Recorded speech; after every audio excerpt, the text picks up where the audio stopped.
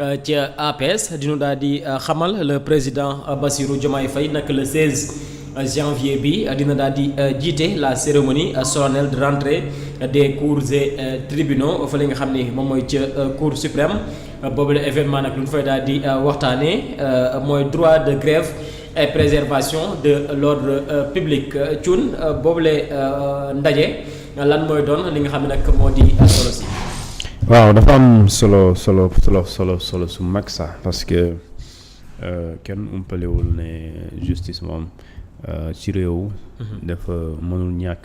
donc bu fekkente ni ñi ciy liggéey ñu tuddee leen les travailleurs de la justice mu nekk ñu bëri donc ay magistrats lañ ñi ay juges ñi nekk ay greffiers ñi nekk ay assesseurs donc ñooñu dafay gën. ñu daal di waxtaanee li nga xamante ne moom mooy le droit de grève. parce que droit de grève c'est un droit constitutionnel boo xamante ni dañ ko jox sénégalais bi may ko muy ak yelleefam ñu ne ko. soo amee lu la naxari fi ngay liggéeyee mën nga organiser wu en syndicat pour ngeen défendre seen intérêt moraux donc loolu mooy. bu ñu fàttali ko vers janvier 2024. En tout cas amoon na grève boo xamante ni doo toog un mois doo dégg ñu ne la 72 heures de la grève. 72 heures de grève du syndicat des travailleurs de la justice suñ tuddee ko xam SYTJUST donc loolu mu nekkoon ci janvier boobu y avait au moins soo ko doon tënk. jotoon nañ def 9 semaines de grève 9 semaines de grève alors 9 semaines de grève soo koy natt ci comment on appelle ça encore ci weer bi ci at bi plutôt da ngay gis ne soo ko comptabiliser day mel ni ëpp weesu na ñaari weer yoo xamante ni liggéeyuñ ko wala buñ koy liggéey aussi dañuy liggéey tuuti mu am perturbation parce que greffier bi bu ñëwlee liggéey ñi nga xamante ni ñoom ñooy assister greffier yi ak procureur liggéeyuñu dafay feeñ ci li nga xamante moom mooy liggéeyu justice parce que par exemple tey soo demee ci àtte ki nga xamante moom mooy jël note c'est le greffier léegi greffier bu ñëwlee ci àtte bi est-ce que kii àtte moom lu muy wax kan moo koy bind ak kan moo koy rapporter ak boo ñëwee aussi ñu war la déglu boo nekkee ci audition comme genre nga nekk ci phase instruction soo ñëwee aussi ñu war la déglu kan moo lay déglu bu ñu la dégloo ba pare mais kan mooy rapporter li ngeen di wax PV yooyu kan moo koy defar c'est-à-dire que ça c'est le greffier. donc ñooñu puisque dafa am lu ñuy casse parce que dafa am fu ñu toll ñoom ci yenn hiérarchie bu ñu toll ñuy revendiquer pour ñu yóbbu leen ci hiérarchie A2 donc loolu nga yóbbu leen aussi ñu fexe ba yóbbu leen ci niveau classement li ñuy tuddee les assistants des parquets ak maanaam procureur ñu leen di gën a jege. donc loolu nga gis ne ñoom seen droit la ñuy casse léegi nag état bu xamee effectivement que ne lii nii sama wareef la war naa ci indi solution mooy too waxtaanee d'abord droit grève droit d'aller en grève. c'est un droit constitutionnel. maintenant li ngay réclamer ñu xool yan anam la mun a amee et je pense qu'aujourd'hui su boobaa ce sera une occasion pour l'État du Sénégal à travers son président mu wax effectivement ñi nga xamante ñoom ñooy les travailleurs de la justice ñu teg ci table bi loolu ñuy revendiquer mu nekk seen plan de revendication ñu xool lan lañ ciy indee saafara parce que autant que enseignant bi di kaas ne dama bëgg ngeen fay ma sama rappel autant que également enseignant bi di kaas ne dama bëgg ngeen dugal ma nga ma jógee ci stade bi dem stade bële aussi le travail de la justice dafay commencer ci benn statut benn hiérarchie war a dem ci hiérarchie parce que ñëpp képp kuy liggéey bëgg nga promo képp kuy liggéey bëgg nga aussi avancement ci li nga nekk donc ça se comprend effectivement seeni revendication léegi nag jotaay dafay am solo ce sera une première fois en tout cas pour président Diomaye Faye une première dans l'histoire en tout cas muy présider le Conseil supérieur de la magistrature donc c'est une occasion pour le président de la République de réitérer li nga xamante moom bëgg-bëggam pour ñu am une justice bu indépendante mais aussi pour une justice boo xamante ni dafay nekk au service exclusif des Sénégalais et cela est possible mais aussi une justice qui fonctionne. Parce que bu fekkente ni am nañ justice bi indépendante sax mais ci doxalin bi dafay yéex. muy ralentir lu tax muy ralentir parce que nit ñi dañuy grève lu tax ñuy grève parce que amuñu satisfaction lu tax ñuy grève parce que lu ñu ne ñi ñuy kaas état lijjantiwul leen da ngay gis ne su boobaa dafay am lu ñu tuddee des perturbations par-ci par-là alors que justice vraiment dafa warul nekk benn bis bu doxul sax dañ koy sentir. Alors beneen ponk aussi buñ fa war a waxtaanee mooy la préservation de l'ordre public. loolee tamit lan mooy doon rôle bi nga xam ni justice war na ko ci mën a jouer. waaw xam nga justice par exemple c'est un régulateur social. Justice tey des fois da ngay xam ne yenn dossiers yi réew mi mu jàkk da ciy dépendre te justice par exemple weesu na. atte naa la tëj naa la déedéet parce que tey soo demoon tey nga ne da ngay jël sa casier judiciaire. wala nga dem mu ne da ngay jël sa document yi nga xamante ni par exemple nga waroon def jugement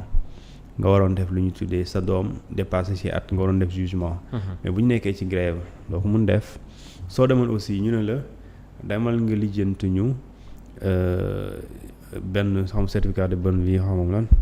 nga waroon ko lijjanti nga dem ñu ne la ñun danoo grève doo ko jot léegi kayit googu bu dee yow dafa am foo koy déposer complément de dossier. et que yow ñu nga yàkkamti ko te ñooñu nekk ci grève te man gis naa ko ñoo xamante ni dañ doon def tribunal de Dakar ñu war leen defal ay documents ñu leen dañoo nekk ci grève. léegi ñooñu nekk ci grève certes yow sa droit nga nekk en tant que gréviste mais sénégalais bi aussi sa droit am la nekk léegi soo ko mënul leen liggéeyal ba jox ko kayit googu moom bul xam loo koy yàqal. léegi nag bu dee ci wàllum boobu administrativement dañuy gis ne li gën mooy ñu xool nan la ñuy gën a waxtaanee ak ñoom léegi nag comme. li nga wax sànq may la justice c'est un régulateur social. Des fois justice dina téye dossier boo xamante ni moom rek moo mën a indi jàmm ci réew mi. parce que bu waxee leneen lu dul li nga xamante moom mooy dëgg day gis dëkk bi day tàkk.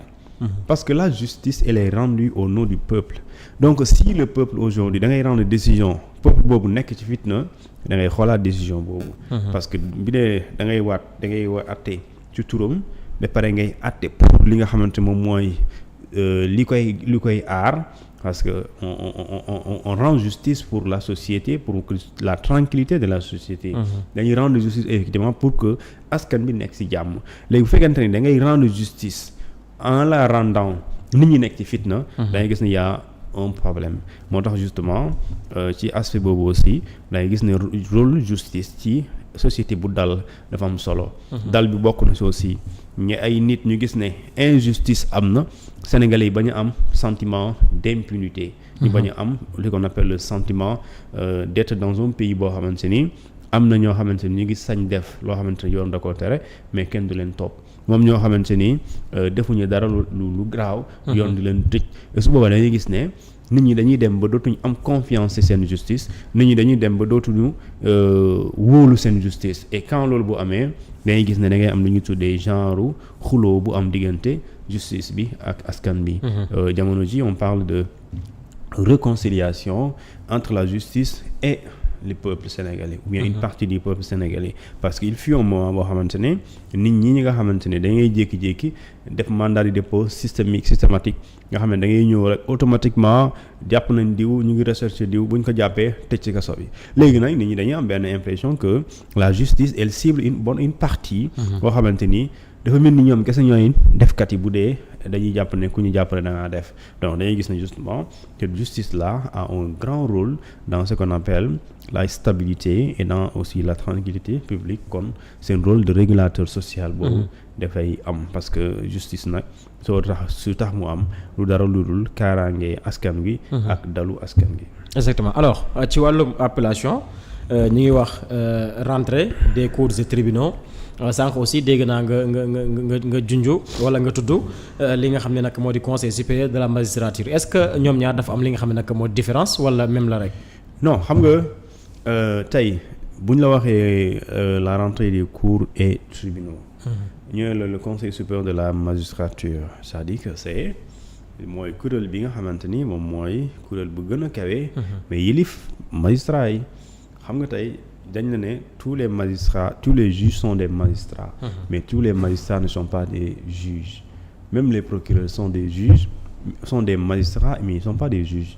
léegi ça veut dire kuréel googu c'est juste benn kuréel bu ëmb bi xool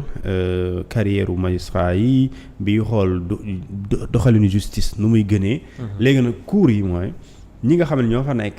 doxalin bi ci l'administration de la justice. ñooñu ñooy naan ñun pour l'année 2025 ñun bii mooy sunu rentrée comme ni ñu la rentrée des classes. rentrée des classes dafay am lu ñuy tuddee le conseil des conseil des parents. mu am ay professeurs yi daje mais tekkiwul lépp li ci jublu rek mooy war na école tijji na. école bu tijjee dinañ commencer voilà. lu ñu bëgg pour une école une école de qualité. Un enseignement de qualité. Donc la rentrée des cours et des tribunaux. C'est justement pour dire effectivement faire un point que l'année précédente la justice sénégalaise a eu des problèmes tels que. léegi nag dafay à chaque fois ñuy def rentrée dañuy xool jafe-jafe bu mu tombeel. Je me rappelle très bien l'année dernière. On parlait justement de ce qu'on appelle l'indépendance de la justice. ak ñi nga xamante ni dañuy yëkkati tuuma di ko jëmale ci justice maa ngi fàttaliku le bâtonnier bi mu jëlee kàddu gi daf ne. lu ñu métti rek mooy saaga yu ñuy saaga les acteurs de la justice. mais aussi wax ju ñuy yëkkati di ko jëmale ci justice parce que jamono jooju nag on parlait de justice boo xamante ni dañ koy manipuler dañ koy dicter ay décisions effectivement. parce que jamono ju loolu moo xewoon. léegi nag li xew ci justice jamono ji c'est rien que jafe-jafe bi liggéeykat justice am mooy seen grève yooyu. te seen grève yooyu noonu jusque là amagul solution léegi nag nan la ñuy fexe ba au-delà ñu waxtaanee droit bi mais nan la ñuy fexe ba satisfaire ñoom seeni doléances. donc loolu je dis bien c'est une occasion très solennelle pour le président de la République parce que ce sera une très belle occasion pour lui. parce que si justice boobu y aura le Conseil constitutionnel. Il y aura la Cour suprême, il y aura les différents procureurs des différentes cours et des différents tribunaux du Sénégal. Il y aura également le pôle judiciaire, ñooñu dinañ fa nekk. et le Conseil supérieur de la magistrature ñoom ñooy organiser loolu. dañuy gis ne c'est l'ensemble des acteurs de la justice et il y aura même les avocats parce que ñoom ci lañ bokk. et les greffiers. donc pour dire c'est une cérémonie très solennelle boo xamante ni c'est une occasion. pour pas ne xaw ma assise lañ koy tuddee. mais pour waxtaanee jafe-jafe bi nga xamante ni mooy jamono ji bu gën a rëy ci wàllum justice jamono jooju ñi nga xam li ñuy wax mooy problème mu. ñii di liggéeykat yu justice lan la ñuy fexe ba fu ñu toog tey déwén ñu war fa dem te loolu yoon may leen ko mooy li ñu tuddee la promotion professionnelle hiérarchie bi nga ne. am nga te bu yoon ne la boo fi nekkee ñangam at fii nga war a jëm. donc ñu war a dem li ñu tuddee hiérarchie A2. comme ñeneen ni ñu koy amee. alors loolu le 16 janvier bi ñu dëgmal lay doon mais est-ce que tey jii dina nekk benn occasion pour nu mën a appliquer li nga xam ne jotoon nañu ko daal tënk ci bu ñuy amal li nga xam nag moo di assise nationale de la justice. waaw tout dépend de je pense que on parlait de performance de l'administration de la justice. On parlait justement de l'efficacité et de l'efficience de la justice sénégalaise. On parlait justement de modernisation. On parlait tout à l'heure effectivement ci projet de réforme de la justice sénégalaise. ñu ngi ci doon wax conditions de détention des détenus. Mais jusque-là justice aussi dafa am ñu ciy liggéey ñooñu dañuy soxla aussi de meilleures conditions de travail. et meilleures conditions de travail yooyu gëm naa ne quand boo koy wax et le président de la République avait répondu presque à cette question parce que dafa wane woon toutes les réformes qui n'ont pas d'incidence financière seront appliquées tout de suite. Même si il y a pas de réforme boo xam ne amul incidence financière d'ailleurs loolu amul. même bu amee tamit bëriwul parce que tey bu fekkee ne da nga ne nañu yokk nombre de magistrats yi donc tu es obligé de recruter et ce recrutement entraîne de nouvelles charges parce que tu seras obligé d'organiser un concours, tu seras obligé après le concours de faire une formation, après la formation tu payes des bourses pour ces